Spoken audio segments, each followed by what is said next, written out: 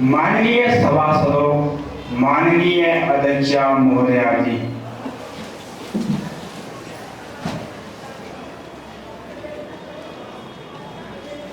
माननीय सांसदों, युवा संसद के इस सत्र में आप सभी का हार्दिक स्वागत है।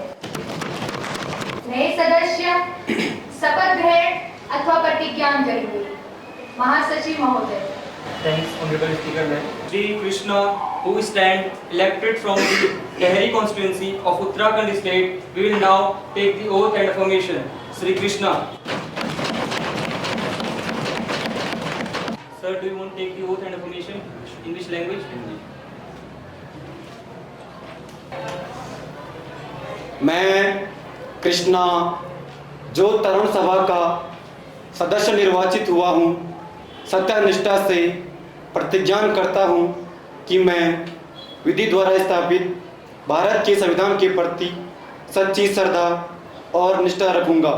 मैं भारत की प्रभुता और अखंडता अक्षुण्ण रखूँगा तथा जिस पद को मैं ग्रहण करने वाला हूँ उसके कर्तव्यों का श्रद्धापूर्वक निर्वहन करूँगा।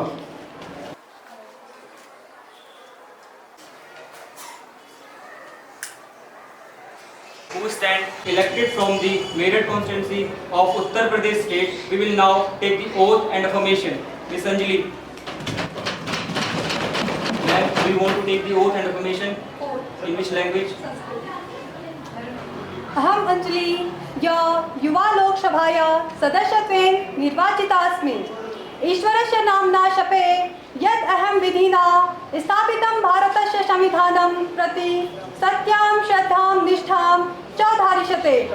अहं भारतस्य प्रभुताम् अखण्डतां च अक्षुण्णां रक्षयिष्यामि तथा यत् पदं ग्रहीतुम् अहम् उद्यतो अस्मि तस्य कर्तव्यानि श्रद्धापूर्वकं निर्वक्ष्यामि। जय हिंद, जय भारत।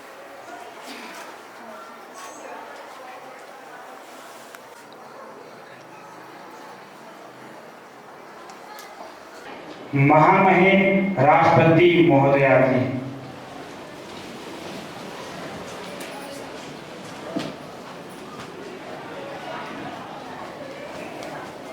माननीय सदस्यगण, मैं आज कोटि कोटि देशवासियों की तरफ से भारत के चुनाव आयोग का आभार व्यक्त करती हूँ। 2024 के चुनाव की चर्चा पूरी दुनिया में हो रही है। ये दुनिया का सबसे बड़ा चुनाव था। करीब 64 करोड़ मतदाताओं ने उत्साह और उमंग के साथ अपना कर्तव्य निभाया है। पहली बार इस लोकसभा चुनाव में घर पर जाकर भी मतदान कराया गया। ये जनादेश है कि भारत को विकसित करने का कार्य चलता रहे और भारत अपने लक्ष्यों को प्राप्त करता रहे। 10 साल में भारत की अर्थव्यवस्था 11वें नंबर से उठकर 5वें नंबर पर पहुंची है। आज भारत अकेले ही दुनिया की ग्रोथ में 15% का योगदान दे रहा है। अब मेरी सरकार भारत को विश्व की तीसरी नंबर की इकोनॉमी बनाने में जुटी है। मेरी सरकार अर्थव्यवस्था के तीनों स्तंभों मैन्युफैक्चरिंग, सर्विसेज और एग्रीकल्चर को बराबर महत्व दे रही है। पिछले 10 वर्षों में मेरी सरकार द्वारा ग्रामीण अर्थव्यवस्था के हर पहलू पर बहुत जोर दिया गया है। मेरी सरकार के नए कार्यकाल के शुरुआती दिनों से ही किसानों को 20,000 करोड़ से अधिक राशि ट्रांसफर की जा चुकी है।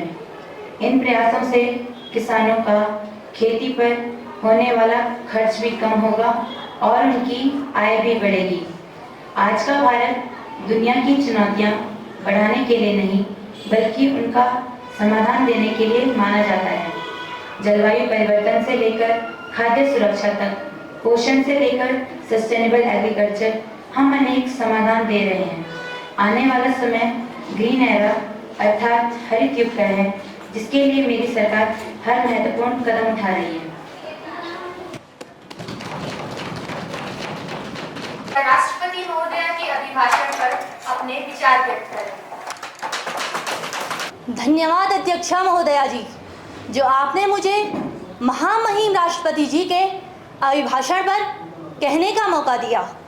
किसानों, श्रमिकों, महिलाओं, युवाओं सहित करोड़ों देशवासियों की आवाज़ बनकर कहती हूँ कि केंद्र सरकार को लोकतांत्रिक एवं संवैधानिक नीतियों पर चलते हुए उनका सम्मान करते हुए कार्य करना चाहिए, जिसमें आवश्यक है कि देश का विकास हर वर्ग के अधिकार एवं हित में समाहित हो।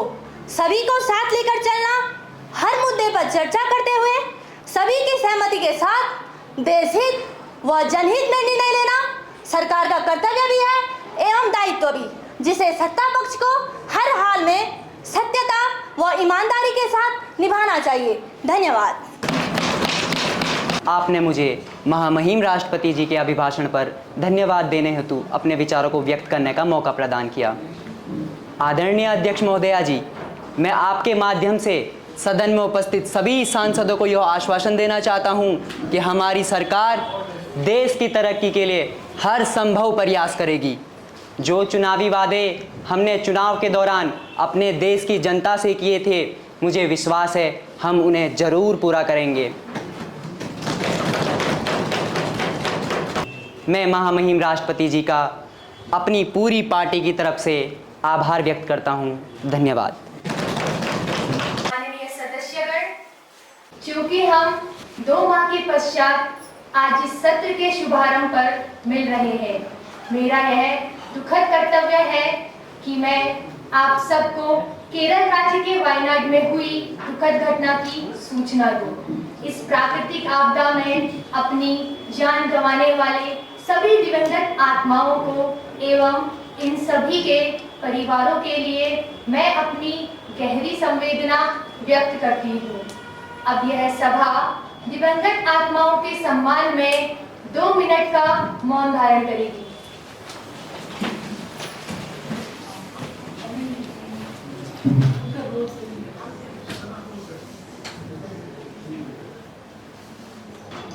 ओम शांति शांति शांति। प्रश्न संख्या 290। स्पीकर महोदया, जलवायु परिवर्तन एक ऐसा मुद्दा है जिस पर पृथ्वी का भविष्य टिका हुआ है।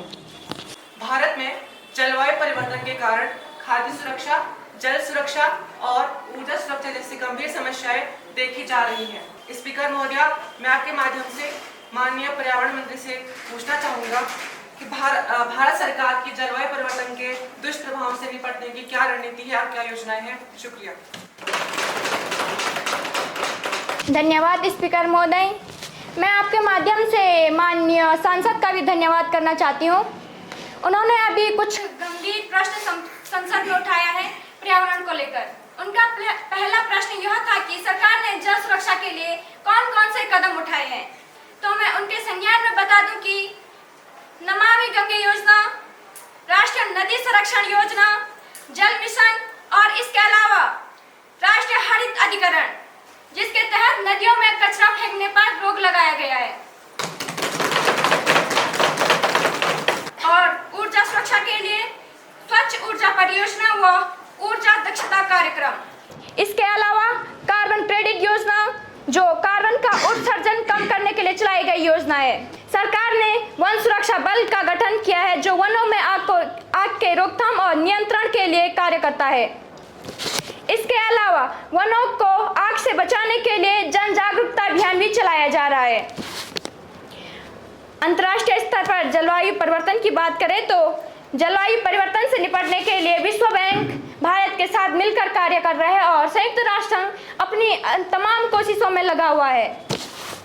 इसके अलावा संयुक्त राष्ट्र अमीरात के दुबई शहर में 30 नवंबर से 12 दिसंबर तक जलवायु परिवर्तन के खिलाफ वैश्विक लड़ाई में आगे की महत्वाकांक्षी राय तय करने के लिए विश्व नेता बैठक करेंगे। धन्यवाद। प्रश्न संख्या 408। धन्यवाद अध्यक्ष महोदय, जो आपने मुझे देश के सबसे महत्वपूर्ण सवाल पर पूछने का समय दिया है।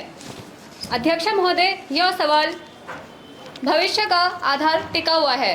अध्यक्ष महोदय, मेरा प्रश्न शिक्षा मंत्री से यह है कि जिस प्रकार देश का विकास हो रहा है उसके अनुसार शिक्षण व्यवस्था में सुधार क्यों नहीं हो रहा है। अध्यक्ष महोदय, मेरा प्रश्न यह भी है कि 2020 के द्वारा लाई गई नई शिक्षा नीति NEP का मुख्य उद्देश्य क्या है? धन्यवाद। माननीय शिक्षा मंत्री जी। धन्यवाद अध्यक्षा महोदया। मैं आपके माध्यम से विपक्षी नेता का आभार व्यक्त करना चाहूँगी कि उनके द्वारा सदन के समक्ष यह प्रश्न उठाया गया। मैं आपके माध्यम से सदन के समक्ष यह बात रखना चाहूँगी कि भारत की उच्च शिक्षा प्रणाली में सुधार देखा गया है। भारत की उच्च शिक्षा प्रणाली विश्व की सबसे बड़ी प्रणालियों में से एक है। QS world university ranking for Asia 2024 के अनुसार भारत में सबसे अधिक प्रतिनिधित्व प्राप्त उच्च शिक्षा प्रणाली मौजूद है। भारत में उच्च शिक्षा प्रणाली की वर्तमान स्थिति, जिसमें जनवरी 2024 में जारी अखिल भारतीय उच्च शिक्षा सर्वेक्षण 2021-22 के अनुसार उच्च शिक्षा संस्थानों में छात्र नामांकन की संख्या वर्ष 2021-22 तक 4.33 करोड़ थी, जो वर्ष 2014-15 में 3.14 करोड़ से उल्लेखनीय वृद्धि को दर्शाती है।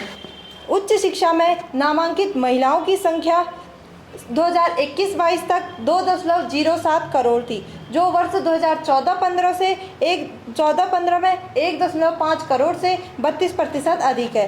मान्यवर, हमारे मंत्रालय द्वारा उच्च शिक्षा से संबंधित प्रमुख सरकारी पहलें की गई हैं। राष्ट्रीय शिक्षा नीति 2020। राष्ट्रीय शिक्षा नीति 2020 का मुख्य उद्देश्य उच्च शिक्षा सहित संपूर्ण शिक्षा प्रणाली में व्यापक बदलाव लाना है, जहां बहुविषयक शिक्षा, कौशल विकास एवं अनुसंधान एवं नवाचार को बढ़ावा देने पर ध्यान केंद्रित किया गया है। यह वर्ष 2035 तक उच्च शिक्षा में सकल नामांकन अनुपात को 50% तक अधिक बढ़ाने का प्रयास करता है। इंस्टीट्यूट ऑफ एमिनेंस शिक्षा मंत्रालय ने वर्ष 2018 में यह योजना शुरू की थी, जिसके अनुसार ऐसे 20 संस्थानों का चयन किया जाएगा जो पूर्ण स्वायत्तता का उपभोग कर सकते थे। स्टडी इन इंडिया कार्यक्रम वर्ष 2018 में शुरू किए गए इस कार्यक्रम का उद्देश्य छात्रवृत्ति प्रदान कर और प्रवेश प्रक्रिया को सुविधाजनक बनाकर अधिकाधिक अंतर्राष्ट्रीय छात्रों को भारत में अध्ययन के लिए आकर्षित करना है। धन्यवाद। प्रश्न संख्या 601। धन्यवाद अध्यक्ष महोदया। मेरा प्रश्न कानून मंत्री से। साइबर क्राइम विश्व के सामने एक बड़ी चुनौती है। आज देश के हर राज्य में साइबर अपराधी आम से लेकर खास लोगों को अपना शिकार बना रहे हैं। अध्यक्ष महोदया, आपको ये जानकर हैरानी होगी कि भारतीय साइबर क्राइम समन्वय केंद्र I4C के अनुसार मई 2024 में प्रतिदिन औसतन 7,000 साइबर अपराधों की शिकायतें दर्ज की गई है, जो कि 2021 से 23 के बीच 113.7% और 2022 से 23 के बीच 60.9% की बढ़ोतरी है, जिसमें 85% ऑनलाइन वित्तीय धोखाधड़ी के मामले दर्ज किए गए हैं। महोदया, आज भारत की ये स्थिति है कि भारतीय साइबर क्राइम इंडेक्स में भारत का 10वां स्थान है, जो कि सोचने वाला विषय है, क्योंकि इस मुद्दे पर गंभीरता से विचार करने की आवश्यकता है। तो मेरा सीधा प्रश्न कानून मंत्री से होगा कि भारत में बढ़ते हुए साइबर क्राइम के लिए उनके द्वारा कौन कौन से कदम उठाए जा रहे हैं और क्या योजनाएं चलाई जा रही हैं। धन्यवाद। माननीय कानून मंत्री जी। धन्यवाद माननीय स्पीकर महोदया। मैं आपका धन्यवाद करती हूं और साथ ही हमारे विपक्ष के सांसद का धन्यवाद कि उन्होंने सदन में यह प्रश्न उठाया। मान्यवर, साइबर क्राइम के संबंध में हमारी सरकार द्वारा साइबर जागरूकता अभियान चलाए गए हैं और इसके लिए डेटा संरक्षण कानून बनाया गया है और राष्ट्रीय साइबर फॉरेंसिक प्रयोगशाला, जो ऑनलाइन ऑफलाइन दोनों माध्यमों से सभी राज्यों और केंद्र शासित प्रदेशों में पुलिस की आधिकारिक जांच में फॉरेंसिक सहायता प्रदान करता है। मान्यवर, मैं आपके माध्यम से बताना चाहती हूं कि इसके संबंध में हमारी सरकार द्वारा कई पोर्टल भी लॉन्च कर दिए गए हैं, जैसे साइट्रेन पोर्टल, राष्ट्रीय साइबर अपराध रिपोर्टिंग पोर्टल, जिसका मुख्य उद्देश्य बच्चों और महिलाओं में बढ़ते हुए अपराधों को ध्यान में रखकर बनाया गया है। मान्यवर, मैं आपके माध्यम से बताना चाहती हूं कि इसके संबंध में हमारी सरकार द्वारा सजा का प्रावधान भी किया गया है।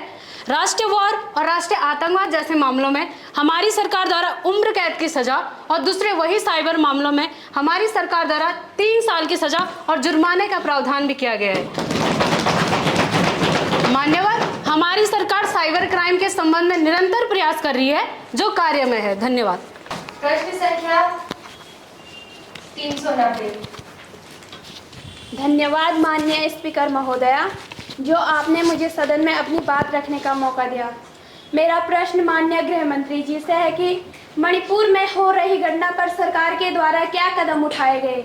महोदया, वहां पर 150 लोगों की जानें चली गई और 50,000 से ज़्यादा लोग बेघर हो गए हैं, और इस स्थिति पर ना तो केंद्र सरकार और ना तो राज्य सरकार कोई विचार रख पा रही है। और तो और दूर की बात महोदया, वहां पर छोटे बच्चों को उनके माता पिता के सामने गोली चलाई जा रही है। महोदया, अगर सरकार की देश के प्रति ऐसी निष्क्रियता रही तो देश में एकता हो पाना सुनिश्चित नहीं है। तो महोदया, मेरा प्रश्न माननीय गृह मंत्री से रहेगा कि आपने मणिपुर में शांति बहाली के लिए क्या क्या कदम उठाए। धन्यवाद। माननीय गृह मंत्री जी। धन्यवाद अध्यक्ष महोदया। मैं धन्यवाद करना चाहूंगी नेता विपक्ष एवं इन सांसद में उपस्थित सभी सांसदों का कि मुझे अपनी बात रखने का मौका दिया। मान्यवर, मैं आपके माध्यम से विपक्ष को बताना चाहूंगी, मैं विपक्ष की इस बात से सहमत हूँ कि मणिपुर में हिंसा का तांडव हुआ है। हम मानते हैं कि जो हुआ है वो शर्मनाक है, लेकिन उस पर राजनीति करना उससे भी अधिक शर्मनाक है। मान्यवर, हमारी सरकार द्वारा मणिपुर के मुख्यमंत्री से बात की गई और राज्य की स्थिति का जायजा लिया गया। मणिपुर में स्थिति की निगरानी कर रहे RAF रैपिड एक्शन फोर्स की टीम को भी भेजा गया। मान्यवर, जरूरत पड़ने पर राज्य में सेंट्रल फोर्सेस की तैनाती बढ़ाई गई। हमारी सरकार द्वारा 36,000 पैरामिलिट्री फोर्सेस कुकी और मतई इलाकों के बीच बफर जोन में है। राज्य में यूनिफाइड कमांड बनाई गई है। मणिपुर हिंसा की जांच के लिए हमारी सरकार द्वारा 3 सदस्यीय न्यायिक आयोग गठित किया गया। हमारी सरकार द्वारा 3 दिन का भ्रमण किया गया 29 मई से 1 जून तक। मान्यवर, हमारी सरकार द्वारा सरकारी अधिकारियों, सुरक्षा बलों, राजनीतिक नेताओं के साथ अब तक 15 से भी अधिक बैठकें की जा चुकी हैं। साथ ही संघर्ष से प्रभावित विभिन्न समुदायों के लोगों से बातचीत की। मान्यवर, हमारी सरकार द्वारा शिविरों की स्थिति, विशेष रूप से भोजन, पानी, दवाइयों और अन्य बुनियादी सुविधाओं की उचित उपलब्धता के संबंध में समीक्षा की गई। धन्यवाद। प्रश्न संख्या 190। धन्यवाद माननीय अध्यक्ष महोदया। मैं अपने बात की शुरुआत एक शेर के साथ करना चाहूंगी।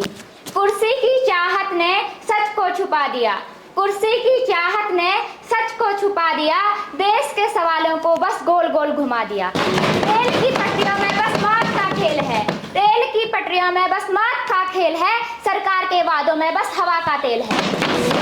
माननीय अध्यक्ष महोदया, मेरा प्रश्न माननीय रेल मंत्री जी से होगा कि रेलवे में करीब 3 लाख से ज्यादा पद खाली क्यों पड़े हुए हैं। माननीय महोदया, एक RTI के जरिए पता चला है कि रेलवे में ग्रुप C के 14,75,623 जो पद हैं, उनमें से 3.11 लाख से ज्यादा पद खाली पड़े हुए हैं। तो पिछले विगत वर्षों में इन पदों को भरा क्यों नहीं गया और अब भी ये पद खाली क्यों पड़े हुए हैं। मैं माननीय मंत्री जी से ये भी जानना चाहती हूँ कि जो रेलवे सुरक्षा आयोग मतलब कि जो CRS है, वो केवल 8 से 10% दुर्घटनाओं की जांच करता है और CRS को मजबूत क्यों नहीं बनाया जा रहा है। धन्यवाद। माननीय रेल मंत्री जी। धन्यवाद अध्यक्ष महोदया। साथ ही मैं धन्यवाद करता हूं प्रतिपक्ष सांसद जी का, जिन्होंने सदन में यह प्रश्न उठाया। मैं माननीय सांसद जी से कहना चाहता हूं कि वह सदन में आने से पहले एक बार जरूर पुराने आंकड़े व नए आंकड़े देखकर जरूर आएं। मैं अपनी बात कहने से पहले एक शेर कहना चाहूँगा। नज़र नहीं नज़ारों की बात करते हैं, नज़र नहीं नज़ारों की बात करते हैं, ज़मीं पर चांद सितारों की बात करते हैं। वो हाथ जोड़कर देश को लूटने वालों, वो हाथ जोड़कर देश को लूटने वालों, रेल सुधार की बात करते हैं, रेल सुधार की बात करते हैं। अध्यक्ष महोदया, मैं आपके माध्यम से सदन को बताना चाहता हूं कि हमारी सरकार ने 2024 में RRB के 10,884 पदों पर भर्ती निकाली है तथा महोदया RRB JEE के लिए 7,951 पदों पर भर्ती के आवेदन लिंक खोल दिए हैं और विपक्ष पूछता है कि भर्तियां कहां है। महोदय, मैं बता दूं, हमारी सरकार ने RRB SCE के 2400 से अधिक पदों पर भर्तियां निकाली हैं। और तो आप जानते ही होंगे कि भारतीय रेलवे दुनिया की चौथी सबसे बड़ी रेल नेटवर्क है, इसलिए इसकी असुविधा और असुरक्षा पर ध्यान रखना बहुत ज़रूरी हो जाता है। भारतीय रेलवे में रोजाना बढ़ती घटनाएं चिंता का विषय है, इसलिए हमारी सरकार ने रेलवे संपत्ति की सुरक्षा बनाए रखने के लिए ठोस कदम उठाए हैं। भारतीय रेलवे जो दुनिया में अपने सबसे बड़े रेल नेटवर्क के लिए तो जाना जाता ही है, साथ ही मैं ये आपकी सुरक्षा, संरक्षा और सुविधाओं के लिए भी जाना जाता है। जय हिंद, जय भारत। प्रश्न संख्या 101। धन्यवाद माननीय अध्यक्ष महोदया। अपनी बात की शुरुआत एक शायरी से करना चाहती हूँ। न मंदिरों की बात हो न शिवालों की बात हो, न मंदिरों की बात हो न शिवालों की बात हो, प्रजा बेरोजगार है पहले निवालों की बात हो।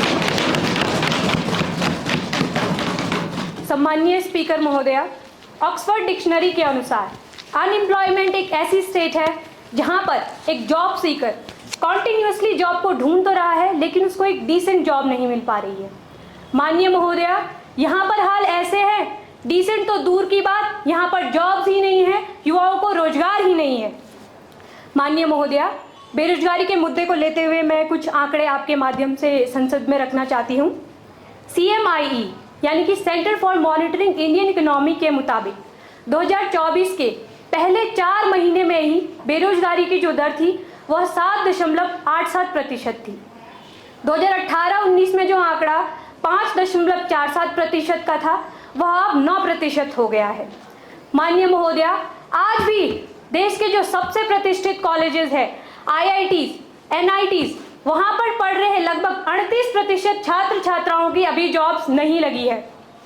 सरकार ने आत्मनिर्भर भारत, PLI स्कीम जैसी योजनाएं तो शुरू की है, लेकिन इनका प्रभाव वास्तविक रूप से ग्राउंड लेवल पर नजर नहीं आता है। माननीय महोदया, बेरोजगारी के यह आंकड़े बताते हैं मानो सरकार के वादे हवा में उड़ गए हैं, अब बस युवाओं को नौकरी की तलाश में उड़ना बाकी है। माननीय महोदया, प्रश्न सीधे तौर पर माननीय वित्त मंत्री जी से रहेगा। बेरोजगारी को कम करने के लिए सरकार की क्या क्या योजनाएं हैं? भारत में कितनी स्टार्टअप कंपनीज है? भारत में कितनी यूनिकॉर्न कंपनीज हैं? भारत सरकार ने एंटरप्रेन्योरशिप और स्मॉल स्केल बिजनेस को बढ़ावा देने के लिए क्या क्या योजनाएं बनाई हैं? माननीय महोदया, बेरोजगारी पर इनकी योजनाएं तो ऐसी है जैसे कोई रेसिपी की किताब जिसमें खाना बनाने का तरीका तो है लेकिन सामग्री का कुछ अता पता नहीं। धन्यवाद। माननीय वित्त मंत्री जी। धन्यवाद माननीय अध्यक्ष महोदया और हमारे विपक्ष सांसद जिन्होंने यह प्रश्न इस संसद में उठाया, और मुझे खुशी हो रही है कि आपने मुझे इस प्रश्न का उत्तर देने का मौका दिया। मैं अध्यक्ष महोदया को कुछ रिपोर्टों से बताना चाहती हूँ कि CMI centre of monitoring India economy से पता चला है कि जून 2024 में महिला बेरोजगारी राष्ट्रीय औसत से अधिक 18.5% हो गई।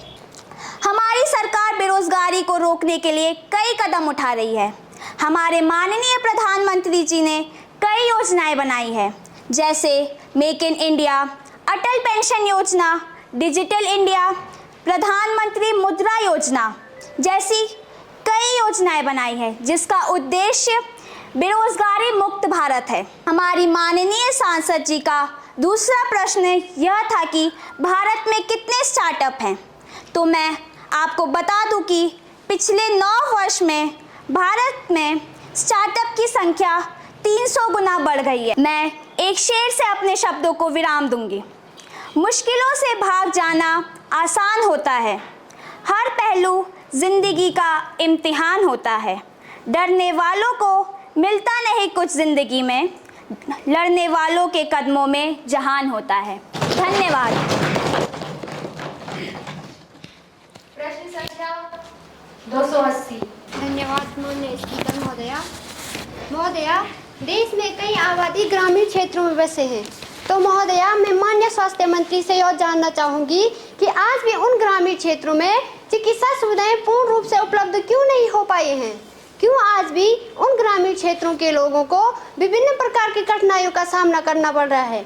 महोदया, यह इस कारण से है कि सरकार का ध्यान उन ग्रामीण क्षेत्रों की ओर नहीं है, जिस कारण से आज भी ग्रामीण क्षेत्र चिकित्सा सुविधाओं के क्षेत्र में इतना पिछड़ गया है।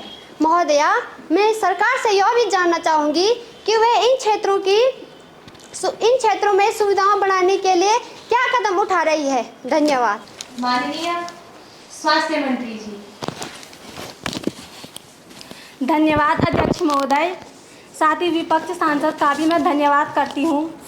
महोदय, मैं आपके माध्यम से विपक्ष सांसद को बताना चाहती हूँ, प्राथमिक स्वास्थ्य देखभाल ग्रामीण क्षेत्रों में उपकेंद्रों और नेटवर्कों के माध्यम से पहुँचाई जाती है। ग्राम स्तर पर कार्यकर्ताओं, आशा, एएनएम और आंगनबाड़ी को स्वास्थ्य सुविधाएं विभिन्न प्रकार से पहुंचाई जाती है, उपयोग के माध्यम से पहुंचाई जाती है। आयुष्मान भारत की योजना के तहत भारत सरकार की और स्वास्थ्य योजना है, जिसे 23 सितंबर 2018 को पूरे भारत में लागू किया गया है। इस योजना के तहत कमजोर वर्ग के लोगों को स्वास्थ्य सुविधाएं प्रदान कराना है और 5 लाख तक का इलाज इसमें मुफ्त है। मान्यवर, ग्रामों में सुविधाएं पहुंचाने के लिए राष्ट्रीय ग्रामीण योजना की शुरुआत की गई है, जिसमें कि ग्रामीण क्षेत्रों में मातृ और शिशु मृत्यु दर को कम करना है और ग्रामीण क्षेत्र में जो कमजोर वर्ग के लोग हैं उनको ग्रामों में ही स्वास्थ्य सुविधाएं पहुंचाना है। धन्यवाद। प्रश्न संख्या 116। धन्यवाद अध्यक्षा महोदया, आपने मुझे संसद में बोलने का मौका दिया। मेरा प्रश्न खेल मंत्री से होगा। ओलंपिक खेलों में भारतीय खिलाड़ियों के पास अच्छी सुविधा व विश्व स्तरीय प्रशिक्षक नहीं है, जो कि पूरे देश के बच्चों के लिए एक गंभीर विषय बन चुका है। हालांकि ओलंपिक खेलों में भारत की स्थिति पहले की अपेक्षा सुधर रही है, लेकिन अभी वैसी भी नहीं हुई है जैसे अन्य देशों की है। महोदया, मैं जानना चाहती हूँ खेल मंत्रालय द्वारा इस विषय पर क्या कदम उठाए गए एवं क्या कार्य किए जाएंगे। धन्यवाद। धन्यवाद माननीय अध्यक्ष महोदया।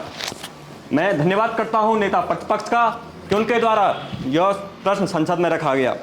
माननीय अध्यक्ष महोदया जी, मैं आपके माध्यम से प्रतिपक्ष को बताना चाहूँगा कि हमारी सरकार खिलाड़ियों के साथ थी, है, रहेगी। हमारी सरकार द्वारा खेलों के प्रति अनेक योजनाएं चलाई जा रही हैं, जिनमें से एक प्रमुख योजना सहायता योजना भी है। इस योजना का उद्देश्य एथलीट की तैयारी को वार्षिक प्रशिक्षण एवं प्रतियोगिता कैलेंडर ACTC के अंतर्गत नियोजित की जाने वाली योजनाओं से अधिक प्रोत्साहन प्रदान करना है। इस योजना से चयनित एथलीटों को निम्न सहायता प्रदान की जाती है, जो इस प्रकार हैं। विश्व स्तरीय सुविधाओं वाले संस्थानों में प्रसिद्ध प्रशिक्षकों से प्रशिक्षण मिलता है। शारीरिक, मानसिक, खेल मनोवैज्ञानिक, फिजियोथेरेपिस्ट जैसे कर्मचारियों की सेवाएं दी जाती हैं। प्रोत्साहन के रूप में एथलीटों को प्रतिमाह 50,000 रुपये जेब खर्च भत्ता दिया जाता है। एथलीटों को अंतर्राष्ट्रीय प्रतियोगिताओं में हिस्सेदारी करने का अवसर दिया जाता है। और महोदय, विपक्ष कहता है खिलाड़ियों के पास सुविधाएं नहीं हैं। महोदय, खिलाड़ियों को एक उच्च मंच प्रदान करने हेतु खेल मंत्रालय द्वारा पूरे देश में खेलो इंडिया जैसे कार्यक्रम चलाए जाते हैं। खेलों के प्रति युवाओं को जागरूक करने के लिए एवं खेलों के प्रति युवाओं की रुचि बनी रहे, इसके लिए भारतीय खेल प्राधिकरण SAI का बजट भी 795.77 करोड़ रुपए से बढ़ाकर 822.60 करोड़ रुपए कर दिया गया है।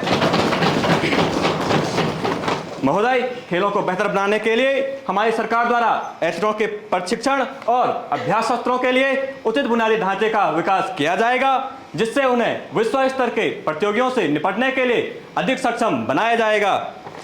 सहायक कर्मचारियों, जिसमें पोषण विशेषज्ञों, खेल विशेषज्ञों की संख्या में वृद्धि की जाएगी। आगामी ओलंपिक के लिए एथलीटों की संख्या में वृद्धि की जाएगी। खेल संगठनों को बेहतर बनाया जाएगा। धन्यवाद। धन्यवाद स्पीकर महोदया। मैं आपके माध्यम से सरकार से कहना चाहूँगा कि किराए पर गुलाम रखे जाते हैं, सेना के जवान नहीं रखे जाते।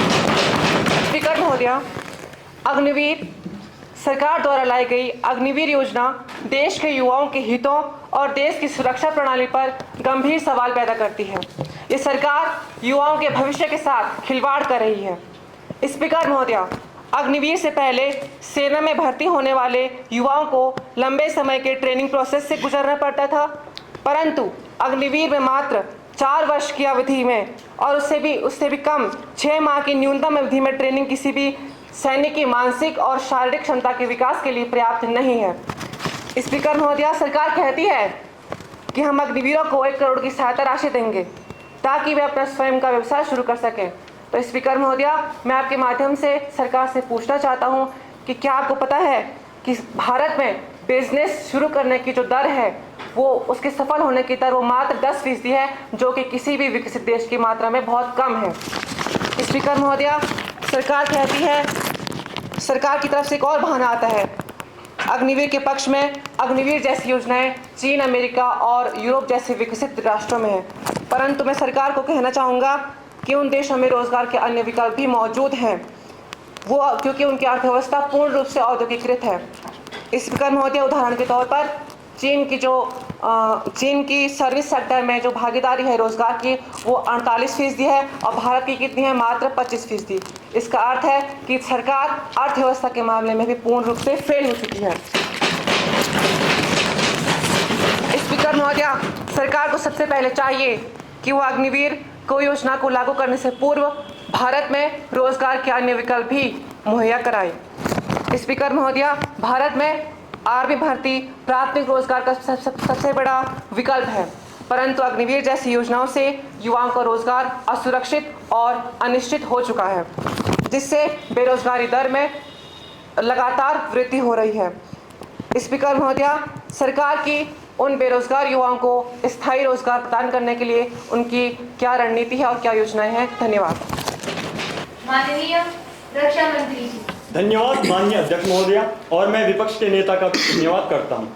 सर्वप्रथम तो यह बात समझने अति आवश्यक है कि सेना में कोई भी व्यक्ति केवल एकमात्र नौकरी के लिए नहीं जाता, बल्कि सेना को हम देशभक्ति तथा निस्वार्थ देश सेवा भाव के नजरियों से देखते हैं। अग्निवीर योजना युवाओं को 4 वर्षों की अवधि के लिए सशस्त्र बलों में सेवा का अवसर प्रदान करती है। लगभग 45 से 50 हजार सैनिकों की भर्ती प्रति वर्ष इस योजना के माध्यम से की जाती है। 4 वर्षों के पश्चात बैच के 25% अग्निवीरों को 15 साल की अवधि के लिए सेना में शामिल किया जाएगा और सेना से निकलने वाले 75% युवाओं के पास सेना में कार्य करने का अच्छा खासा अनुभव होगा और सेवा निधि के तौर पर लगभग 12 लाख रुपए की जमा पूंजी उन्हें सेना से बाहर निकलते समय मिलेगी। इसके अलावा अग्निवीरों को अग्निवीर कौशल प्रमाण पत्र भी दिया जाएगा। अग्निवीरों को केंद्र सरकार अलग अलग नौकरियों में प्राथमिकता देगी, जैसे central armed police force, state police और अन्य सहयोगी बलों में। अग्निवीरों को बीएसएफ, सीआईएसएफ, सीआरपीएफ की भर्तियों में 10% रिजर्वेशन दिया जाएगा।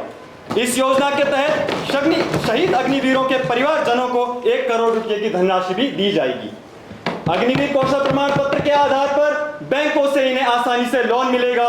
वे चाहें तो अपना खुद का बिजनेस स्टार्टअप भी स्टार्ट कर सकते हैं और देश के अन्य बेरोजगार युवाओं को और अन्य देशवासियों को भी रोजगार दे सकते हैं। जो अग्निवीर 10वीं कक्षा के बाद सेना में भर्ती हो जाएंगे, उन्हें सरकार एक स्पेशल कोर्स के तहत 12वीं की कक्षा की पढ़ाई करने का मौका देगी। माननीय अध्यक्ष महोदया, ऐसी योजना भला किसे मिल सकती है कि आप सेना में रहकर देश के लिए भी कार्य कर रहे हैं, आप पढ़ाई भी कर रहे हैं, आपको एक अच्छी तनख्वाह भी मिल रही है और रिटायरमेंट के बाद आपका शानदार भविष्य भी है। धन्यवाद अध्यक्ष महोदया। प्रश्न संख्या 50। धन्यवाद अध्यक्ष महोदया जी। मैं केदारनाथ अग्रवाल जी की बात से शुरू करना चाहूँगा कि गिरगिट बैठे सिंहासन पर गधे लगाते तेल, कि गिरगिट बैठे सिंहासन पर गधे लगाते तेल, बीन बजाते बाज महोदय मगरमच्छ चलाते रेल। महोदया, जिस रेल टिकट पर लिखा रहता है हैप्पी जर्नी रेलवे, आपकी यात्रा मंगलमय हो। महोदय, क्या वो रेलवे सच में जनता की हैप्पी जर्नी चाहता है या नहीं? सुरक्षा और भरोसा देश के प्रमुख समाचार पत्रों में साफ साफ लिखा गया है। मैं एक समाचार पत्र पढ़ रहा था, उसमें लिखा था यात्रीगण कृपया ध्यान दें, अपनी सुरक्षा स्वयं करें। महोदय, ठीक है, यात्री अपनी सुरक्षा स्वयं कर लेगा, लेकिन क्या कारण कि आपकी ट्रेन जब पटरी से उतर जाती है तब जनता की और यात्रियों की सुरक्षा कौन करेगा? महोदय, सरकार बड़ी बड़े वादे और बड़ी बड़ी बातें तो कर लेती हैं, लेकिन अपनी जिम्मेदारी तय नहीं कर पाती हैं। महोदय, ये देश के प्रमुख समाचार पत्रों में लिखा गया है, ये मेरे शब्द नहीं है, ये हम नहीं कह रहे हैं महोदय, ये देश के प्रमुख समाचार पत्रों में लिखा गया है। और वो इसलिए भी लिखा गया है क्योंकि भारत देश में लगातार ट्रेन दुर्घटना हो रही है और सरकार अपनी जिम्मेदारी तय नहीं कर पा रही है। मान्यवर, मेरा सवाल रेल मंत्रालय से होगा कि बुलेट ट्रेन के निर्माण की वर्तमान स्थिति क्या है और साथ ही सरकार भारत में बुलेट ट्रेन कब तक चलाने का विचार है और उसकी कवरेज नेटवर्क का पूरा ब्यौरा क्या है। धन्यवाद। जय हिंद, जय भारत, जय संविधान। माननीय रेल मंत्री जी। धन्यवाद अध्यक्ष महोदया। साथ ही मैं धन्यवाद करता हूं माननीय प्रतिपक्ष सांसद जी का। मैं अपनी बात कहने से पहले एक शेर कहना चाहूँगा। तुम्हारे पाँव के नीचे कोई ज़मीन नहीं, तुम्हारे पाँव के नीचे कोई ज़मीन नहीं, कमा लिया फिर भी तुम्हें यकीन नहीं। अध्यक्ष महोदया, ये वही लोग हैं जिन्होंने आज तक रेल का सफ़र नहीं किया लेकिन बुलेट ट्रेन की बात करते हैं। हमारी सरकार बीते कुछ वर्षों में रेलवे सुरक्षा को लेकर कई तरह के उपायों को लागू किया है, जिसमें मुख्य ध्यान हमारी सरकार ने कवच सिस्टम प्रणाली पर दिया है। हमारी सरकार ने कवच सिस्टम के लिए अब तक 1216.77 करोड़ रुपए की राशि खर्च की। तथा अध्यक्ष महोदया, मैं आपके माध्यम से सदन को बताना चाहता हूं कि कवच प्रणाली की क्या विशेषताएं हैं।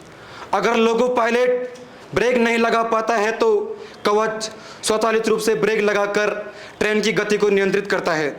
यह लाइन साइड सिग्नल को दोहराता है, जो हाई स्पीड और धुंधले मौसम के लिए बहुत उपयोगी है। यह दो इंजनों के बीच टक्कर को रोकने में सक्षम है, मतलब एक ही पटरी पर दो ट्रेनें आमने सामने आने पर भी एक्सीडेंट नहीं होगा महोदया। तथा इनका दूसरा प्रश्न बुलेट ट्रेन पर था। बुलेट ट्रेन 320 किलोमीटर प्रति घंटे की रफ्तार से चलेगी और इसकी अधिकतम गति 350 किलोमीटर प्रति घंटे होगी। जापान के सहयोग से भारत सरकार Mumbai Ahmedabad high speed rail bullet train project पर तेजी से काम कर रही है। मुंबई अहमदाबाद बुलेट ट्रेन की रफ्तार 320 किलोमीटर प्रति घंटे होगी। मुंबई से अहमदाबाद के बीच बुलेट ट्रेन के लिए अलग से हाई स्पीड ट्रैक बिछाया जा रहा है। ये ट्रेन समुद्र के अंदर से भी गुजरेगी। बुलेट ट्रेन इस रूट पर कुल 508 किलोमीटर की दूरी औसत 2 घंटे में पूरी करेगी। महोदया, बुलेट ट्रेन परियोजना की देखरेख करने वाले national high speed rail corporation के लिए आवंटन को वित्त वर्ष 2024-25 के लिए 25,000 करोड़ रुपए तक बढ़ा दिया है, जो पिछले वर्ष 18,592 करोड़ रुपए था। तथा अध्यक्ष महोदया, Mumbai Ahmedabad high speed rail corridor का नक्शा निर्माण अप्रैल 2020 में शुरू हुआ और गुजरात से होकर गुजरने वाला 352 किलोमीटर का खंड 2027 में पूरी तरह से खुल जाएगा। तथा Mumbai Ahmedabad bullet train project की लागत 1.08 लाख करोड़ रुपए है। इसमें से 10,000 करोड़ केंद्र सरकार खर्च कर रही है तथा महाराष्ट्र और गुजरात सरकार 5,000 करोड़ रुपए खर्च करेगी। जय हिंद, जय संविधान। प्रश्न संख्या 315। धन्यवाद अध्यक्ष महोदया, जो आपने मुझे इस संसद में अपना प्रश्न उठाने का अवसर प्रदान किया। मेरे खेत की मिट्टी से पलता है तुम्हारे शहर का पेट, कि मेरी खेत की मिट्टी से पलता है तुम्हारे शहर का पेट। मेरा नादान गांव अब भी उलझा है किस्तों में, मेरा नादान गांव अब भी उलझा है किस्तों में। मैं इस संसद के माध्यम से अपना प्रश्न माननीय कृषि मंत्री महोदय जी से करना चाहता हूं कि महोदय, सत्तादल प्रदर्शनकारी किसानों की परेशानियों को दूर करने के लिए आपकी सरकार द्वारा क्या कदम उठाए जा रहे हैं। जब हम आपसे वर्तमान समय में देश में हो रही घटनाओं दुष्कर्म के बारे में प्रश्न पूछते हैं तो आप भूतपूर्व सरकार के समय काल की घटनाओं के बड़े बड़े आंकड़े सदन में पेश करते हैं। इससे आप भी वाकिफ होंगे कि भूतपूर्व सरकार की घटनाओं को इस सदन में पेश करने से हमारा देश कभी आगे नहीं बढ़ेगा।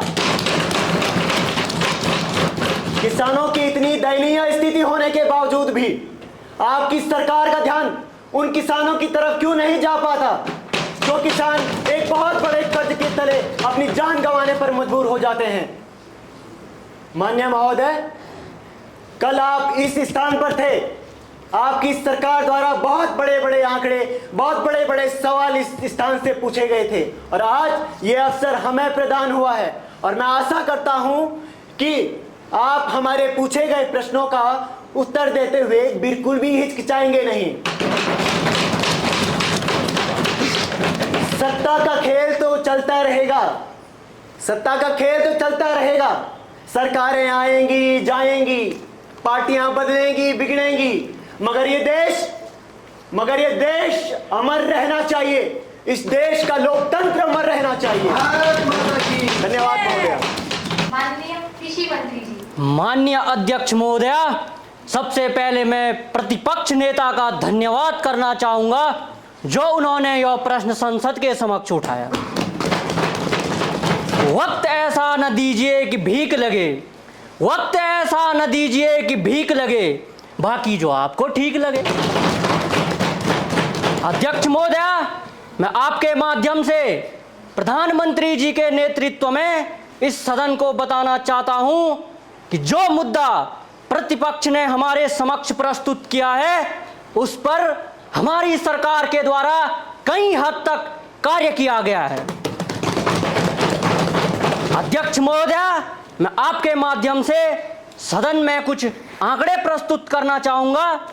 1995 से 2014 के बीच 2,96,438 किसानों ने आत्महत्या की, लेकिन यही आंकड़ा 2022-23 में हमारी सरकार के अंतर्गत घटकर 1,47,000 के आसपास पहुंचा है। अध्यक्ष महोदया, हालांकि विपक्ष ने एक ऐसा प्रश्न संसद के समक्ष उठाया है जिसके बारे में वह स्वयं परिचित है। महोदया, कृषि के क्षेत्र में हमारी सरकार के द्वारा 1.52 लाख करोड़ का बजट पेश किया गया है, जो कि पहले के मुकाबले अधिक है। किसान हितैषी फैसले के बारे में आपको परिचित करा दूं। किसान हितों के लिए जो खराब सरकारी नीति तथा भ्रष्टाचार पर कड़ी कार्रवाई की जाएगी। किसान भाइयों को अच्छे किस्म के बीज कम मूल्य पर उपलब्ध कराए जाएंगे। अच्छी कृत्रिम सिंचाई पर जोर दिया जाएगा। जो सरकारी सब्सिडी तथा धन का गलत उपयोग हुआ है उस पर कड़ी कार्रवाई की जाएगी और तब पता चलेगा महोदय किसके सिंहासन पर गिरगिट विराजमान थे और कहां बाज उड़ रहे थे।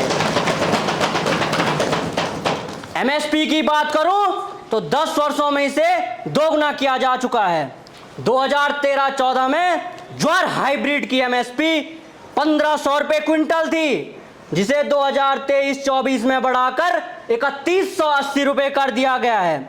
इसी प्रकार अन्य वस्तुओं पर भी एमएसपी को दोगुना किया जा चुका है। और बता दूं, हमारी सरकार खेती को लाभ का व्यवसाय और किसान की आमदनी दोगुनी करने में कोई कसर नहीं छोड़ेगी।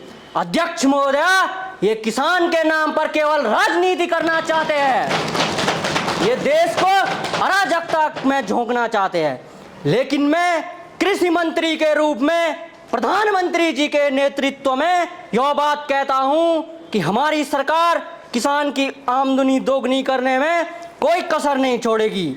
हम दिन रात अपने किसान भाइयों के लिए कार्य करेंगे और किसान हितैषी फैसले लेते रहेंगे। और मैं प्रतिपक्ष को बता दूं, हम निखरना जानते हैं, बिखरना नहीं। लोग ऐसे कि सीने की कपट शीशे पर लिख दें, लोग ऐसे कि सीने की कपट शीशे पर लिख दें, हम ऐसे कि पत्थर को भी पत्थर न कहा। धन्यवाद। Any supplementary question? अब शून्यकाल आरंभ होता है। माननीय युवा सांसद जसवंत। धन्यवाद स्पीकर महोदया, जो आपने मुझे शून्यकाल पर अपने विचार सदन में रखने का मौका दिया। स्पीकर महोदया, संयुक्त राष्ट्र के नवीनतम आंकड़ों के अनुसार भारत की कुल जनसंख्या 145 करोड़ है, जो कि दुनिया का 17% हिस्सा है। स्पीकर महोदया, नीति आयोग की रिपोर्ट के मुताबिक यदि भारत भर में गरीबी के आंकड़ों पर बात की जाए तो नेशनल पॉवर्टी इंडेक्स के अनुसार भारत में 2024 में 14% आबादी गरीबी में रहती है तथा ग्रामीण क्षेत्रों में गरीबी दर 19% है, जो कि सरकार की अर्थव्यवस्था की पोल खोलता है। स्पीकर महोदया, भले ही भारत 3.8 ट्रिलियन डॉलर की इकोनॉमी के साथ विश्व की 5वीं बड़ी अर्थव्यवस्था है, जिसकी हमें खुशी है, परंतु यदि हम पर कैपिटा यानी प्रति व्यक्ति आय के हिसाब से देखें तो भारत की प्रति व्यक्ति आय 2700 USD है, जो कि दुनिया में 136वें स्थान पर आता है। स्पीकर महोदया, भारत में सरकार को चाहिए, गरीबी को खत्म करने के लिए सरकार को चाहिए कि वह ग्रामीण क्षेत्रों में आधारभूत ढांचे में सुधार करे। इसके लिए सरकार को मनरेगा जैसी रोजगार गारंटी की अवधि बढ़ाकर 100 दिनों से बढ़ाकर 200 दिनों तक बढ़ानी चाहिए। स्पीकर महोदया, मैं आपके माध्यम से सरकार से आग्रह करता हूं कि वे भारत में आर्थिक असमानता पर ध्यान दें। 2024 में भारत की 40% संपत्ति सिर्फ 1% आबादी के पास है, जिसकी आर्थिक असमानता की इतनी बुरी स्थिति ब्रिटिश काल के दौरान भी नहीं थी। स्पीकर महोदया, सरकार को चाहिए कि वह आर्थिक असमानता को कम करने के लिए अरबपतियों पर टैक्स की मात्रा को बढ़ाए और गरीब तथा मिडिल क्लास पर टैक्स की मात्रा को कम करें। इसके साथ ही भारत में बढ़ती जनसंख्या भी गरीबी का मुख्य कारण है। इसके लिए मैं सरकार से आग्रह करता हूं कि वे जनसंख्या नियंत्रण पर जल्द से जल्द सदन में कानून पारित करें ताकि गरीबी पर नियंत्रण पाया जा सके। धन्यवाद। संबंधित मंत्री मामले को संज्ञान में लेकर उचित कार्यवाही करें। जरूर महोदय। अब माननीय सांसद गद्दी ध्यानाकर्षण प्रस्ताव पेश करेंगी। धन्यवाद माननीय अध्यक्षा महोदया, जो आपने मुझे ध्यानाकर्षण प्रस्ताव पर अपनी बात रखने का मौका दिया। माननीय अध्यक्षा महोदया, मैं सरकार को बताना चाहती हूँ कि वर्तमान समय में हमारे देश में महिला सुरक्षा एक गंभीर मुद्दा बना हुआ है। अतः निष्कर्षतः कहा जा सकता है कि महिलाओं के साथ हो रहे दुष्कर्म के आंकड़े निरंतर बढ़ते जा रहे हैं। अतः समुचित अतिशीघ्र कार्यवाही की जाने की जरूरत है। सरकार को इस मामले को चुनौती मानकर हल करना होगा।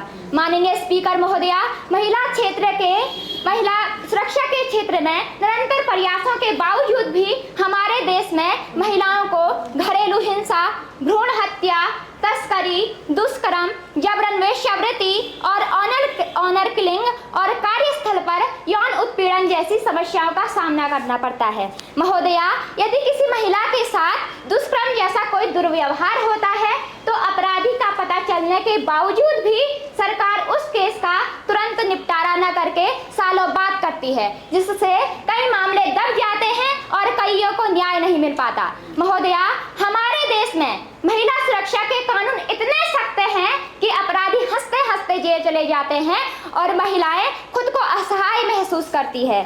माननीय स्पीकर महोदया, जेंडर गैप इंडेक्स में हमारा देश 156 देशों में से 146वें स्थान पर है। वहीं वुमेन पीस एंड सिक्योरिटी में देश 133वें स्थान पर है। यही नहीं महोदया, हमारे देश में महिलाओं के साथ होने वाली घरेलू हिंसा 29% है और वर्तमान समय में हमारे देश में महिला दुष्कर्म के आंकड़े बढ़ते जा रहे हैं। तो माननीय स्पीकर महोदया, मैं माननीय मंत्री जी से जानना चाहती हूँ कि सरकार महिला सुरक्षा को लेकर के क्या नए कानून बना रही है और हमारे देश में निरंतर महिलाओं के साथ हो रहे दुष्कर्म को लेकर के सरकार पीड़िताओं के लिए क्या कर रही है और सरकार की महिला सुरक्षा को लेकर के भविष्य के लिए क्या रणनीति है। जो कहते थे नारी शक्ति देश की पहचान, जो कहते थे नारी शक्ति देश की पहचान, आज उसी नारी के आंसुओं का देगा कौन जवाब। चुनावी मंचों पर बड़े बड़े भाषण सुनाते हैं, चुनावी मंचों पर बड़े बड़े भाषण सुनाते हैं, पर न्याय के दरबार में बेटियां आज भी भटकती रहती है, पर न्याय के दरबार में बेटियां आज भी भटकती रहती है। धन्यवाद। माननीय महिला एवं बाल विकास मंत्री जी। धन्यवाद अध्यक्ष महोदया। मैं आपके माध्यम से विपक्ष को बताना चाहती हूँ कि महिलाओं के हितों के लिए, महिला सशक्तिकरण के लिए, महिलाओं के प्रति अपराध और सामाजिक समस्याओं के लिए हमारी सरकार सजग है अथवा निरंतर कार्य कर रही है। महोदया, मैं बता दूं कि हमारी सरकार द्वारा महिला सुरक्षा के लिए पूर्व अधिनियमों में संशोधन किए गए हैं। हमारी सरकार द्वारा दहेज प्रथा, घरेलू हिंसा, भ्रूण हत्या, यौन उत्पीड़न जैसे कई कानूनों को संशोधित कर अपराधियों की सजा को बढ़ाकर और कड़ा कर दिया गया है। यदि मैं नए अधिनियमों की बात करूं तो हमारी सरकार द्वारा पोक्सो जैसे नए अधिनियम लाए गए हैं, जिसमें अपराधियों की सजा अत्यंत कड़ी कर दी गई है। मैं आप लोगों को बता दूं कि हमारी सरकार द्वारा सुरक्षित शहर परियोजना की भी शुरुआत की गई है तथा आपात स्थिति में महिला हेल्पलाइन नंबर को भी जारी किया गया है। महोदया, प्रतिपक्ष को मैं यह भी बता दूं कि हमारी सरकार द्वारा पीड़ित महिलाओं के खिलाफ अपराध व न्याय सुनिश्चित करने के लिए फास्ट ट्रैक कोर्ट का भी स्थापित किए गए हैं। हमारी सरकार पीड़ित महिलाओं के लिए भी कल्याणकारी कार्य निरंतर कर रही है। हमारी सरकार स्वधार गृह योजना का संचालन कर रही है। इसके अतिरिक्त निर्भया फंड द्वारा पीड़िताओं को आर्थिक सहायता भी प्रदान कर रही है। हमारी सरकार महिलाओं के प्रति सजग है तथा अनेक जन जागरूकता कार्यक्रमों के द्वारा जनता को भी जागरूक कर रही है। हमारी सरकार आगे भी भविष्य में महिला सुरक्षा सुनिश्चित करने के लिए कड़े कानून व प्रावधान लाएगी। हमारी सरकार आपराधिक मामलों में महिला सुरक्षा को सुनिश्चित करने के लिए अपराधियों को मृत्यु दंड तक का प्रावधान करेगी और त्वरित न्याय पर भी कानून बनाएगी, जिससे भविष्य में भी महिलाएं सुरक्षित होंगी। धन्यवाद।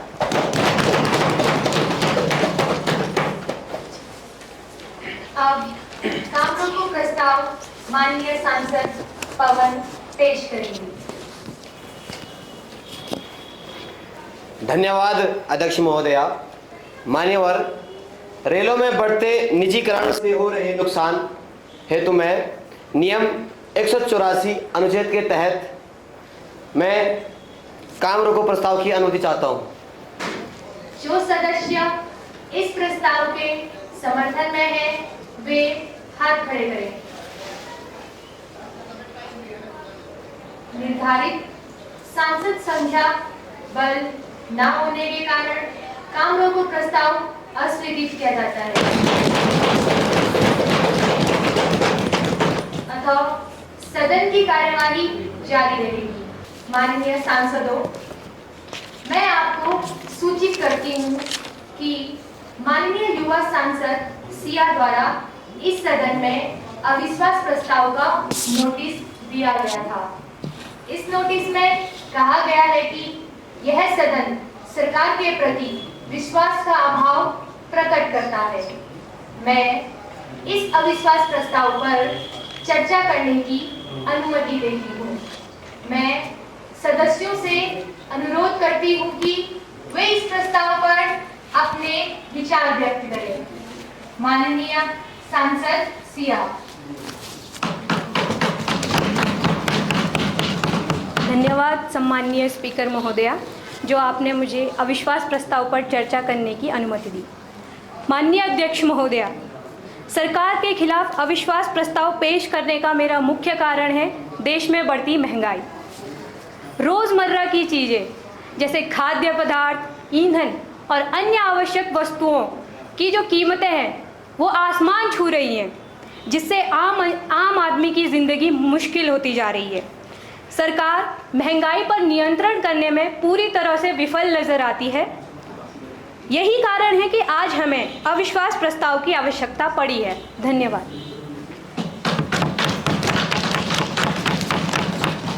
माननीय प्रधानमंत्री महोदय, धन्यवाद आदरणीय अध्यक्ष महोदया जी, आपने मुझे बोलने का मौका प्रदान किया। अध्यक्ष महोदया जी, मुझे माननीय सांसद जी एक बुद्धिमान सांसद नजर आती हैं, किंतु सदन के समक्ष ऐसे तर्कहीन विचार रखना क्या उन्हें शोभा देता है?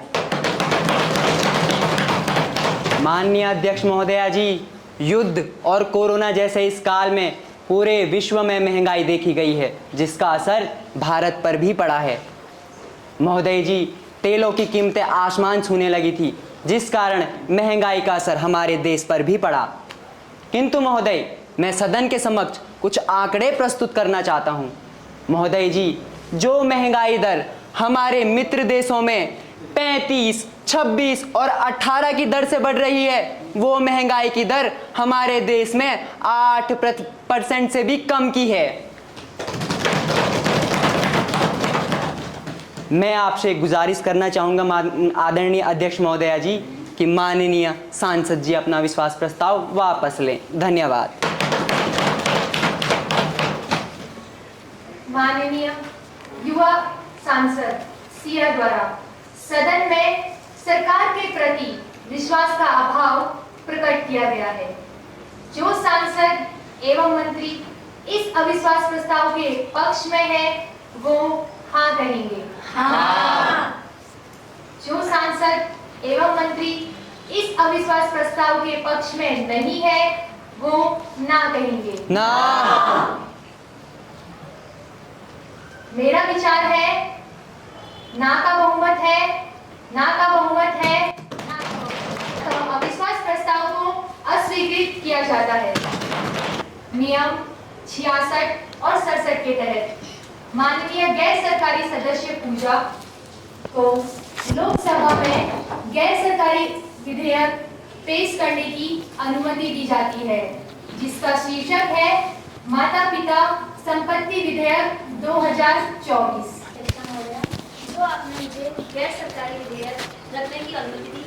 महोदया, हम चाहते हैं कि बच्चों की संपत्ति पर माता पिता को 30% का अधिकार दिया जाए, क्योंकि महोदया हमारे संविधान में इस बात का उल्लेख तो है कि माता पिता की संपत्ति पर बच्चों का अधिकार होगा, किंतु इस बात का उल्लेख कहीं नहीं है कि बच्चों की संपत्ति पर माता पिता का अधिकार हो। धन्यवाद महोदया।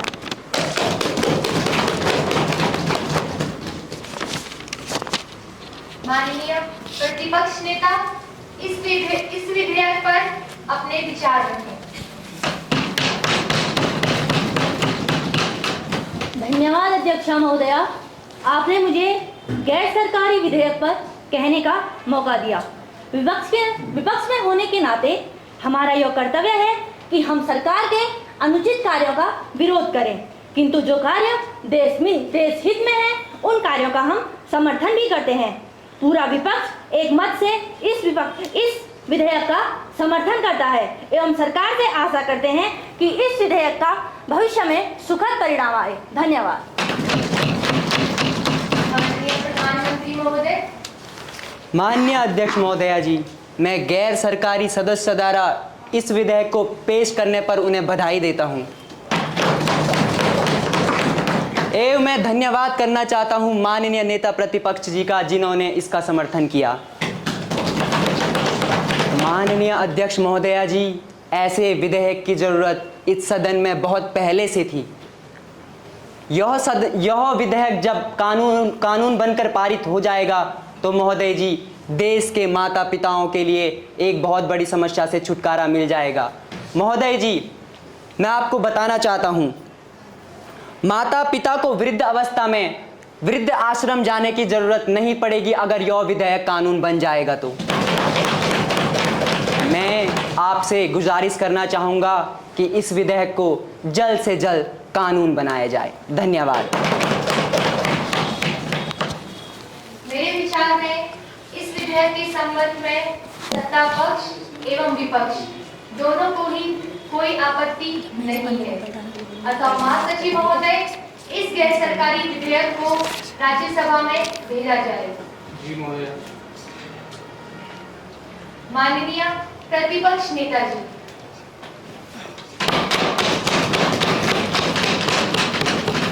धन्यवाद आदरणीय अध्यक्ष महोदया जी। आपने मुझे सदन में कहने का मौका दिया। दुश्मनी जमकर करो, लेकिन ये गुंजाइश रहे जब कभी हम दोस्त हो जाएं तो आपको शर्मिंदा ना होना पड़े। माननीय अध्यक्ष महोदया जी, मैं प्रधानमंत्री जी का एक व्यक्ति के तौर पर सम्मान करती हूँ, लेकिन एक प्रधानमंत्री के तौर पर वे मुझे योग्य नजर नहीं आते। माननीय महोदय जी, जो वादे आपने जनता से किए थे, शायद वे वादे आप भूल चुके हैं। आज देश का किसान ज्यादा कर्जा होने के कारण आत्महत्या कर रहा है। आपकी सरकार ने इस विषय पर क्या कदम उठाए हैं? बात करूं महंगाई की, तो सरकार ने महंगाई इतनी बढ़ा दी है कि आज एक बेरोजगार युवा रोजमर्रा की वस्तुओं को खरीदने में भी शर्माता है, क्योंकि उसके पास उतना धन ही नहीं है। माननीय महोदय, मैं आपसे जानना चाहती हूँ कि आप जनता पर इतना ज्यादा टैक्स क्यों लगा रहे हैं? माननीय महोदय, बात बताना चाहती हूँ कि सब्जी तेल के दाम तो आसमान छू रहे हैं। समझ नहीं आता बाजार में सब्जियां बिक रही हैं या सोना बिक रहा है। मैं माननीय प्रधानमंत्री जी से आग्रह करूंगी कि वे कभी बाजार जाकर एक बार सब्जियों का दाम जरूर पूछें, तब जाकर उन्हें पता चलेगा महंगाई। माननीय महोदय, जिस देश में टमाटर 100 रुपए किलो बिक रहा हो, उस देश में शायद ही सरकार के पास कहने के लिए कुछ हो। माननीय जी, मैं आपको बता दूं कि हमारे देश का बजट विकसित कम और विचलित ज्यादा है। माननीय महोदय, देश का विकास जनता को दांव पर लगाकर ना किया जाए, बल्कि जनता को साथ लेकर किया जाए। और हमारे देश में तो स्थिति ऐसी है कि गरीब गरीब होते जा रहा है और अमीर अमीर होते जा रहा है, और सरकार को कोई फर्क ही नहीं पड़ रहा है। माननीय महोदय, बात करूं अग्निवीर की, तो आज मुझे बड़े दुख के साथ कहना पड़ रहा है कि आज देश का जवान बहुत दुखी है। जिसे सरकार अग्निवीर योजना कहती है, उसे हम यूज एंड थ्रो योजना कहते हैं, और हम इस योजना का हमेशा विरोध करेंगे। माननीय महोदय, अगर आप अपनी बातों को चिल्लाकर कह रहे हैं, लेकिन ये नहीं कि हम अग्निवीर योजना को सही कहें। माननीय महोदय, आपके द्वारा अग्निवीर योजना का मजाक बना दिया गया है। पहले आप उस योजना का कार्यकाल 3 साल करते हैं, फिर आप उस योजना का 5 साल करते हैं, और फिर आप उस योजना का कार्यकाल 7 साल करते हैं। माननीय महोदय, हमारे देश के जवानों के साथ ऐसी राजनीति ना करें। माननीय महोदय, ख्याल होता नेताओं को तो जनता बेहाल ना होती, कि ख्याल होता नेताओं को तो जनता बेहाल ना होती, पैसा इनकी भूख ना होती तो आज शहीद सैनिकों पर राजनीति भी नहीं होती। माननीय प्रधानमंत्री जी, बात करूं मणिपुर की, तो मणिपुर में लोग मारे जा रहे हैं। क्या आपको मणिपुर के नागरिकों पर तरस नहीं आता? क्या वो लोग हमारे अपने नहीं हैं? माननीय महोदय, मैं आपको बता दूं कि मणिपुर में इतनी बड़ी हिंसा हुई, इतने लोगों की जान गई, इतने लोग अपने घरों से बेघर हुए, लेकिन एक बार भी हमारे प्रधानमंत्री जी मणिपुर का दौरा करने नहीं गए, क्योंकि उन्हें विदेशों का दौरा करने से समय ही नहीं मिल रहा है। माननीय महोदय जी, मैं आपको एक बात कहना चाहती हूँ कि आपको नैतिकता के आधार पर अपने पद से इस्तीफा दे देना चाहिए। क्या बात कर रही हैं आप? आपने किस नेता ने आज तक नैतिकता के आधार पर इस्तीफा दिया है? मैं माननीय नेता विपक्ष से अनुरोध करना चाहता हूँ कि वे माननीय प्रधानमंत्री जी के विषय में ऐसी अनुचित बातें न करें। प्रधानमंत्री जी, अगर आप इस्तीफा नहीं दे सकते तो आप हमारी बातों का गोल गोल जवाब भी ना दीजिए। आपने आपकी सरकार के कॉन्फिडेंस को उड़ा दिया है। आपने हमारे सवालों के जवाबों का मजाक बनाकर रख दिया है। माननीय महोदय, बात करूं सरकारी विद्यालयों की, तो आज मुझे बड़ी दया आती है सरकारी विद्यालयों की स्थिति देखकर। आज एक सरकारी विद्यालय में पढ़ने वाले 100-200 छात्र छात्राओं पर केवल 1 या 2 शिक्षक उपलब्ध हैं। कहते हैं शिक्षा जीवन की नींव है, लेकिन अगर ऐसे ही हालात रहे तो मुझे नहीं लगता कि इस देश का विकास हो पाना संभव है। माननीय महोदय, बात करूं अस्पतालों की, तो ग्रामीण क्षेत्रों में अस्पतालों की स्थिति बहुत ही दयनीय स्थिति में है।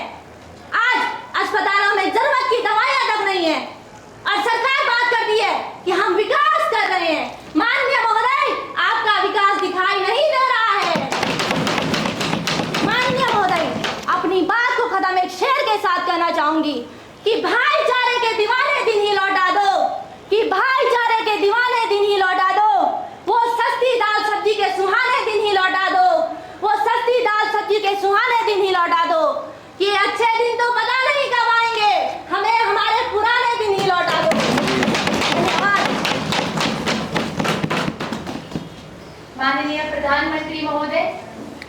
धन्यवाद आदरणीय अध्यक्ष महोदया जी। महोदया जी, मैं अपनी बात का आरंभ एक शेर के साथ करना चाहूँगा कि चेहरे पे नकाब लहजे में बदजुबानी लिए फिरते हैं, कि चेहरे पे नकाब लहजे में बदजुबानी लिए फिरते हैं, जिनके बही खातों का कुछ पता नहीं वो हमसे हिसाब लिए फिरते हैं। माननीय अध्यक्ष महोदया जी, मैं माननीय नेता प्रतिपक्ष जी की भावनाओं की कद्र करता हूं, किंतु जो आरोप उनके द्वारा हमारी सरकार पर लगाए गए हैं मैं उनका पुरजोर विरोध भी करता हूं। माननीय अध्यक्ष महोदया जी, यह सदन इस बात को जानता है कि भारत एक कृषि प्रधान देश है एवं मैं स्वयं तो भारत के किसान भाई बहनों को भारत का अन्नदाता मानता हूं, तो कैसे हम अपने किसान भाई बहनों के साथ अन्याय कर सकते हैं। मैं आपके माध्यम से इस सदन को बता दूं, हमने बजट 2024-25 में कृषि और उससे जुड़े सेक्टरों के लिए 1.52 लाख करोड़ रुपए रखे हैं। माननीय अध्यक्ष महोदया जी, यह सदन इस बात को भी जानता है कि कभी कभार मौसम के कारण या किसी और कारण से किसान भाई बहनों की फसलें नष्ट हो जाती हैं, तो महोदय जी प्रधानमंत्री फसल बीमा योजना के तहत हमारी सरकार उसका उचित मुआवजा भी देती है। मुझे यह बताते हुए अति प्रसन्नता हो रही है कि हमारी सरकार ने 36 लाख किसान भाई बहनों का 1 लाख तक का कर्जा माफ किया है। अध्यक्ष महोदया जी, विपक्ष हमारी सरकार से खुश हो या ना हो, हमारे किसान भाई बहन हमारी सरकार से बहुत खुश हैं। माननीय अध्यक्ष महोदया जी, नेता प्रतिपक्ष जिस महंगाई की बात करती हैं उस पर मैंने अपने विचार पहले से ही रख दिए हैं, किंतु फिर भी मैं आपको महंगाई का एक मुख्य कारण बताता हूं। महंगाई का एक मुख्य कारण आज के दौर में कालाबाजारी भी है। हमारी सरकार ने इसको रोकने के लिए कड़े नियम बनाए हैं। अगर कोई व्यापारी कालाबाजारी करते हुए पकड़ा जाता है तो उसका गोदाम हमारी सरकार द्वारा सीज किया जाएगा। महोदय, माननीय नेता प्रतिपक्ष जिस जवानों की बात करते हैं, अग्निवीर योजना की बात करते हैं, तो मैं आपको बता दूं महोदय, अग्निवीर योजना भारत में ही सुविधा से नहीं चल रही है। अग्निवीर योजना विश्व के अनेक देशों में भी चल रही है। अध्यक्ष महोदया जी, ऐसी योजना को माननीय नेता प्रतिपक्ष जी यूज एंड थ्रो वाली योजना बता रही हैं। मैं इसकी कड़ी निंदा करता हूं। माननीय महोदय जी, नेता प्रतिपक्ष को मणिपुर हिंसा पे नकारात्मक राजनीति करने से बचना चाहिए। मणिपुर के लोग हमारे अपने लोग हैं। मणिपुर के लोगों का दर्द हमारा अपना दर्द है। मणिपुर में जिन नागरिकों ने अपनी जान गंवाई है उनके प्रति हमारी सरकार पूरी सद्भावना रखती है। अध्यक्ष महोदया जी, मणिपुर के लोगों के लिए केंद्र सरकार और राज्य सरकार ने बैठ के अहम बैठकें ली हैं, जिसमें सेना और पुलिस की तैनाती पहले से ही मणिपुर में कर दी गई है, जिनसे वहां हिंसा ज़्यादा ना हो, हिंसा आगे ना बढ़े। अध्यक्ष महोदया जी, मैं कहना चाहता हूं, पूरे विश्व ने आज हमारे देश की शक्ति को पहचाना है। एक वह दौर भी था जब हमारा देश दूसरे देशों की तरफ मदद की नज़र से देखता था, लेकिन एक आज का दौर भी है जब दूसरे देश हमारे देश की तरफ मदद की नज़र से देखते हैं। चाहे स्थिति युद्ध की हो या हो कोरोना काल की, महोदय, हमने अपने नागरिकों को दूसरे देश से सकुशल वापस भारत भी लाए हैं और कोरोना काल में दूसरे देशों को निःशुल्क दवाइयां भी पहुंचाई है। अंत में मैं बस इसी कविता के साथ अपनी बात रखना चाहूंगा महोदय कि साथ ही हाथ बढ़ाना, एक अकेला मिल जाए तो मिलकर बोझ उठाना, साथ ही हाथ बढ़ाना। धन्यवाद अध्यक्ष महोदय जी। माननीय संसदीय कार्य मंत्री जी, कृपया अपना वक्तव्य दें। धन्यवाद आदरणीय अध्यक्ष महोदया जी। सदन को सुचारू रूप से चलाने में सरकार का रुख स्पष्ट है। हम चाहते हैं कि संसद में गंभीरता से कामकाज हो और जनता के प्रतिनिधि के रूप में आधिकारिक विषय सांसद सदन में रख सके। मैं सदन में यह कहना चाहूँगी कि हमने सदन को चलाने के लिए हर सफल प्रयास किए हैं। सर्वदलीय बैठक और समितियों के माध्यम से समय और धन की बचत का प्रयास किया है। यह बताते हुए मुझे अत्यंत प्रसन्नता है कि इस बार सदन में व्यवधान और स्थगन जैसी समस्याएं नहीं हुए। सदन द्वारा निर्धारित कार्यों का निर्वहन अच्छे से किया गया है। मंत्रालय का निरंतर प्रयास है कि संसद रचनात्मक सुझाव और राष्ट्र के विकास में योगदान देते रहें तथा जनता के बेहतरी के लिए राष्ट्रीय विमर्श का केंद्र बने। जय हिंद, जय भारत। सदन की आज की कार्यवाही यहीं पर समाप्त की जाती है। धन्यवाद।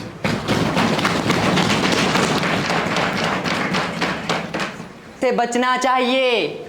मणिपुर के लोग हमारे अपने लोग हैं। मणिपुर के लोगों का दर्द हमारा अपना दर्द है। मणिपुर में जिन नागरिकों ने अपनी जान गंवाई है उनके प्रति हमारी सरकार पूरी सद्भावना रखती है। अध्यक्ष महोदया जी, मणिपुर के लोगों के लिए केंद्र सरकार और राज्य सरकार ने बैठ के अहम बैठकें ली हैं, जिसमें सेना और पुलिस की तैनाती पहले से ही मणिपुर में कर दी गई है, जिनसे वहां हिंसा ज़्यादा ना हो, हिंसा आगे ना बढ़े। अध्यक्ष महोदया जी, मैं कहना चाहता हूं, पूरे विश्व ने आज हमारे देश की शक्ति को पहचाना है। एक वह दौर भी था जब हमारा देश दूसरे देशों की तरफ मदद की नज़र से देखता था, लेकिन एक आज का दौर भी है जब दूसरे देश हमारे देश की तरफ मदद की नज़र से देखते हैं। चाहे स्थिति युद्ध की हो या हो कोरोना काल की, महोदय, हमने अपने नागरिकों को दूसरे देश से सकुशल वापस भारत भी लाए हैं और कोरोना काल में दूसरे देशों को निःशुल्क दवाइयां भी पहुंचाई है। अंत में मैं बस इसी कविता के साथ अपनी बात रखना चाहूंगा महोदय, कि साथी हाथ बढ़ाना, एक अकेला मिल जाए तो मिलकर बोझ उठाना, साथी हाथ बढ़ाना। धन्यवाद अध्यक्ष महोदय जी। माननीय संसदीय कार्य मंत्री जी, कृपया अपना वक्तव्य दें। धन्यवाद आदरणीय अध्यक्ष महोदया जी। सदन को सुचारू रूप से चलाने में सरकार का रुख स्पष्ट है। हम चाहते हैं कि संसद में गंभीरता से कामकाज हो और जनता के प्रतिनिधि के रूप में आधिकारिक विषय सांसद सदन में रख सके। मैं सदन में यह कहना चाहूँगी कि हमने सदन को चलाने के लिए हर सफल प्रयास किए हैं। सर्वदलीय बैठक और समितियों के माध्यम से समय और धन की बचत का प्रयास किया है। यह बताते हुए मुझे अत्यंत प्रसन्नता है कि इस बार सदन में व्यवधान और स्थगन जैसी समस्याएं नहीं हुए। सदन द्वारा निर्धारित कार्यों का निर्वहन अच्छे से किया गया है। मंत्रालय का निरंतर प्रयास है कि संसद रचनात्मक सुझाव और राष्ट्र के विकास में योगदान देते रहें तथा जनता के बेहतरी के लिए राष्ट्रीय विमर्श का केंद्र बने। जय हिंद, जय भारत। सदन की आज की कार्यवाही यहीं पर समाप्त की जाती है। धन्यवाद।